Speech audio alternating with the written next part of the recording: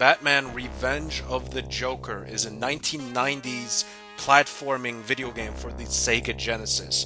You would think because it's a Batman game, there's a lot of melee fighting, and there's a little bit, you can kick, but it's mainly a shooting game, which is really weird. It's Batman, he doesn't have a gun.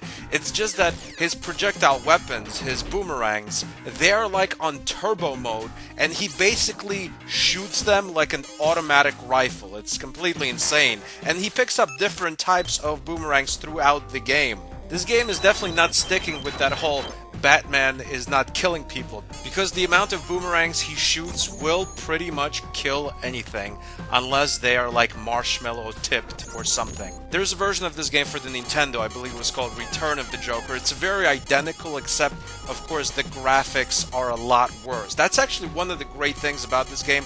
The graphics are top notch. Some of the best graphics on the Sega Genesis. Not only that, but the game is really colorful, so not only are the graphics advanced, but they're also really fun and nice to look at. It's not a depressing, dreary game. The game has nice music as well, so just aesthetically, the game is very pleasing, but there are two negative things in the game that really bog the game down. The first is the fact that this game is really hard. You will get killed constantly by just basic add-on enemies in almost every level.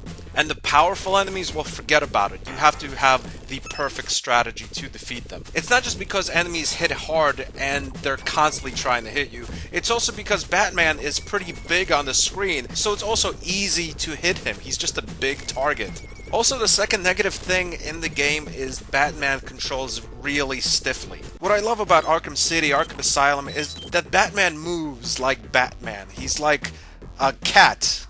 Or a bat? But no, that doesn't make sense. Bats don't generally move swiftly. But my point is, he's really swift, he's crafty, he can get out of the way of any projectiles, he's very spry and lively. It's like watching really fast, small fighters box or do MMA. It's like you can't even keep up sometimes with the amount of punches they throw just because they're small and super fast. In this game, it's the exact opposite. Batman feels like you're controlling a steel block.